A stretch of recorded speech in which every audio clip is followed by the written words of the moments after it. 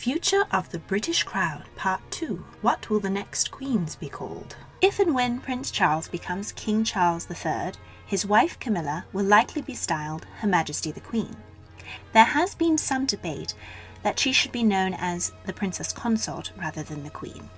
Her father-in-law, the current Queen's husband, is Prince Philip rather than King Philip, and Queen Victoria's husband was Prince Albert rather than King Albert. Due to historic gender roles, the husbands of queens in their own right have often been styled as prince rather than king because of the perception that a man must always be above a woman and a king must always be above a queen. Queen Elizabeth I, who ruled from 1558 to 1603 and lived in much more misogynistic times, refused to marry at all rather than give up any of her power to a husband. You can hardly blame her considering that her father, Henry VIII, had her mother, Anne Boleyn, beheaded. It will be interesting to see how evolving gender roles might affect this tradition for the husbands of future queens. In Camilla's case, once Charles is king, she will automatically, legally, be the queen consort. The objections to Camilla actually being called the queen are due primarily to her lack of popularity, especially in compared to Charles's late wife, Princess Diana, and because the public blamed Camilla for the breakup of Charles and Diana's marriage.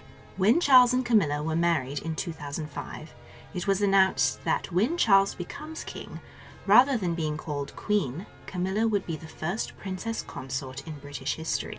This announcement was made mostly to mollify the public outrage against the unpopular marriage, but now that Camilla has been an important member of the royal family for over a decade and has gained some public support, experts believe that she may indeed be the first Queen Camilla of Britain. After Charles comes his son William, whose wife, Catherine Middleton, will become Queen Catherine, a very regal name indeed.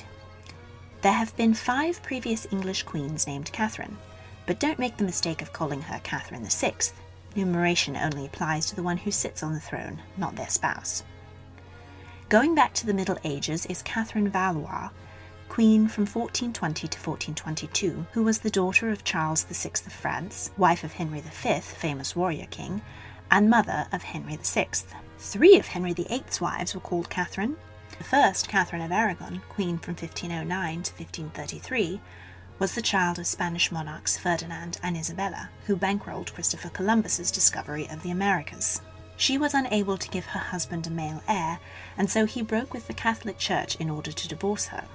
Henry's 5th wife was Catherine Howard, queen for just 1 year, 1540 to 1541, who was the young daughter of an English nobleman and was beheaded after she was found to have been unfaithful to her royal husband. Henry's 6th and final wife, Catherine Parr, was also English, but was older and wiser than her predecessor. She was the only one of Henry's wives to outlive him. Dashing forward a century to Catherine of Braganza, queen from 1662 to 1685. She was a Portuguese princess and wife of Charles II, the Merry Monarch, who fathered many children by his mistresses, but none by his queen. Should Camilla become queen and then outlive Charles, after his death she would be known as the Queen Dowager, the title of a queen whose king husband has died. She will not be known as the Queen Mother, as this title is reserved for a queen whose king husband has died and is the mother of the current monarch. All queen mothers are dowager queens, not all dowager queens are queen mothers. If Prince William becomes king and his wife Catherine outlives him to see one of their children become monarch, then she will be a queen mother. If Charles dies before the queen, why won't his younger brother be king? Will we ever have a King Harry? Watch the next video to find out.